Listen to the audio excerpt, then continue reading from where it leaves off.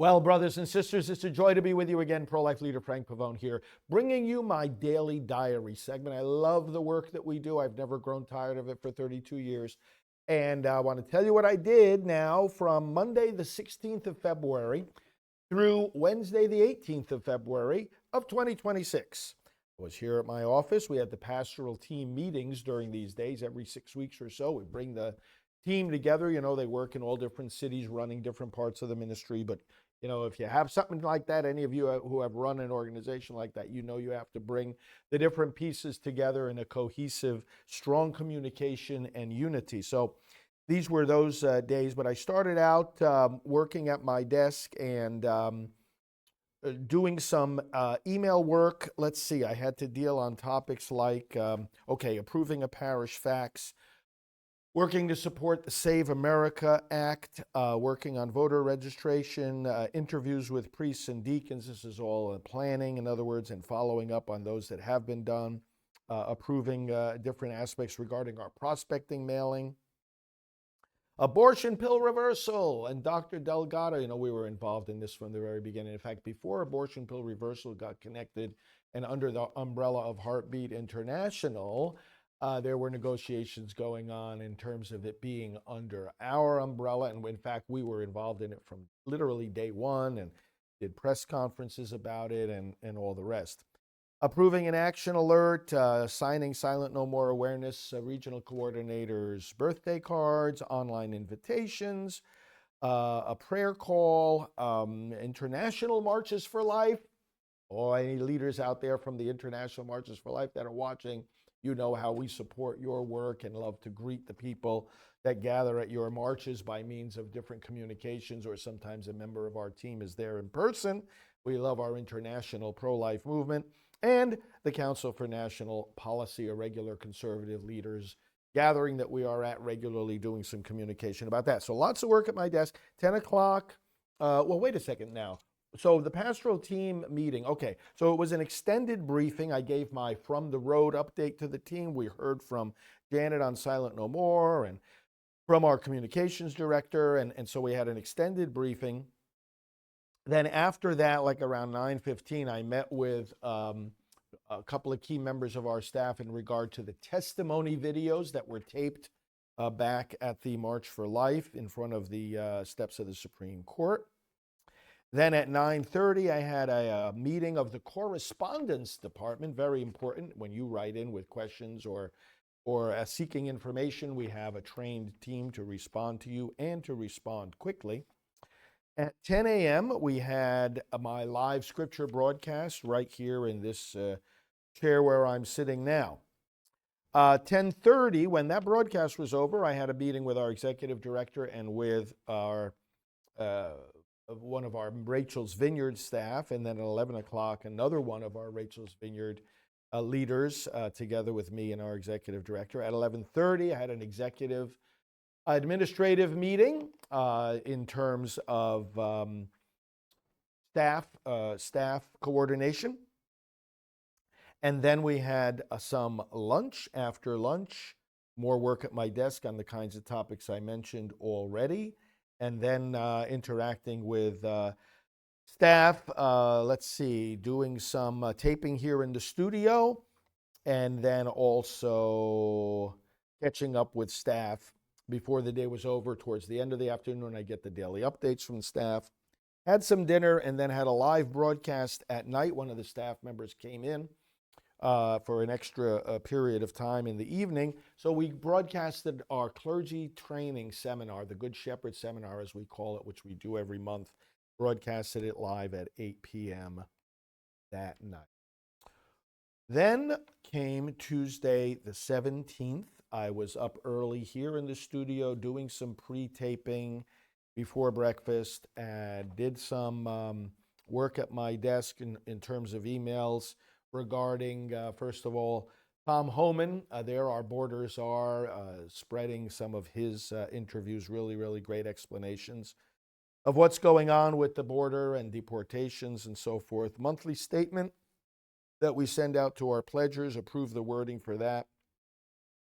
More work on travel invitations, preparation for the CNP meeting, some work in regard to my reinstatement, to priesthood, studio procedures, 40 Days for Life messaging, Tree of Life, the Lenten devotional, promoting that, and also let's see, some guidance to the staff in terms of our database forms. I did an 8 a.m. interview with Jenna Ellis on the American Family Association radio. It's always a good conversation with her. Then we had an extended staff briefing at 8:30 with updates from people like Dr. Teresa Burke, who founded Rachel's Vineyard, and she's part of our team, our communications director, our associate director, Father Dennis Wild, Augustinian priest, and other updates from other staff. When we finished with that meeting, I headed downtown for our usual chiropractor appointment. Always good to get an adjustment. Came back and at 11:15 had a social media meeting. Our social media director managed that meeting, and we had all different members from the team and different parts of our ministry who do social media coming together and talking about expanding and intensifying the effectiveness of our outreach.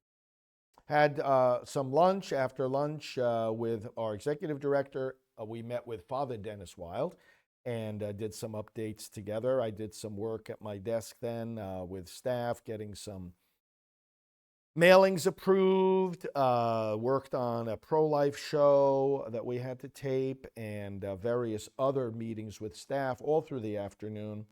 At 5:30, as the staff were leaving, I went into a national radio interview for about a half hour. And then at 6 o'clock, I got in the car, drove to Cocoa Beach. Tom Glessner, who heads up the National Institute of Family and Life Advocates, a big network of pregnancy centers, was in Cocoa Beach to have one of his regional training seminars. So Janet and I went to the hotel where Tom and his associate were, and where they were going to have this meeting. We had a nice dinner there in the outdoor cafe, and did some strategizing, some planning, some pro-life planning of brainstorming, I should say, is the word I'm looking for. Okay, that finished the day on Tuesday the 17th. And then Wednesday the 18th, our pastoral team meetings continued.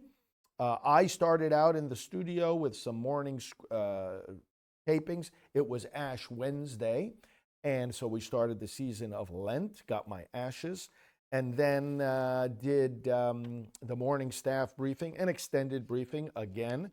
Our DC office gave their updates. Our social media and website departments gave their updates and statistics. Our resource department talked about all the products being mailed out.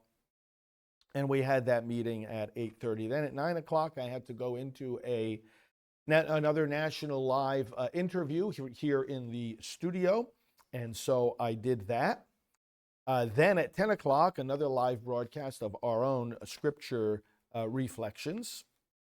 And then right after that, hopped on the Zoom with our pastoral team and talked about the midterm elections, doing an overview of our political situation, and also about the Save America Act and the way that our team is vigorously promoting that.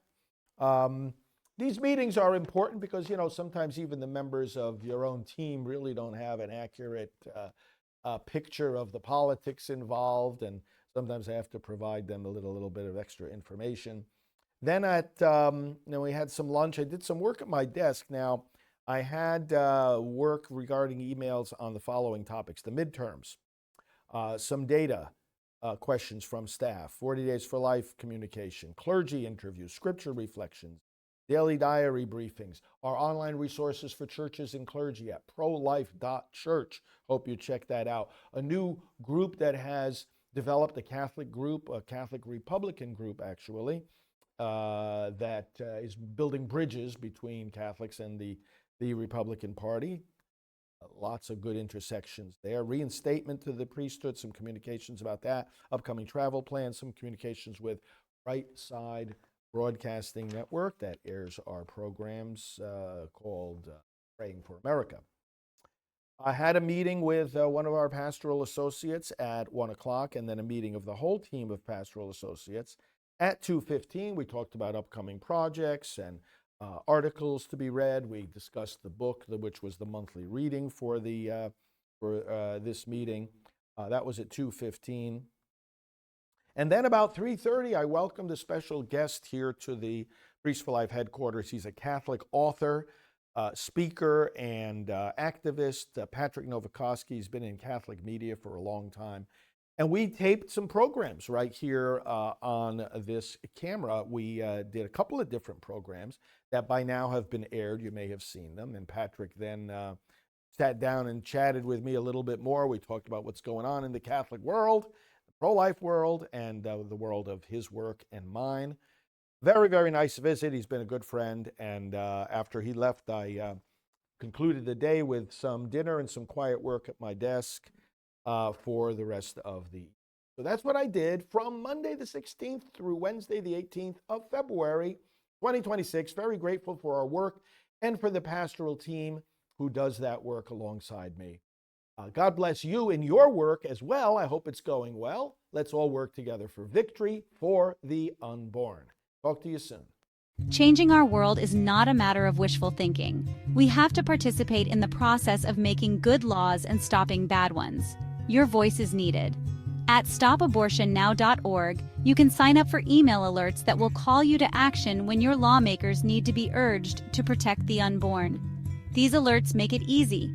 You will have the number to call and the message to convey. Progress cannot happen without you. Sign up for the action alerts today at stopabortionnow.org, sponsored by Pro-Life Vote. Follow him, Frank Pavone, Fr. Frank Pavone. He is the National Director of Priests for Life. Please go to priestsforlife.org. Frank Pavone. Frank, thank you very much.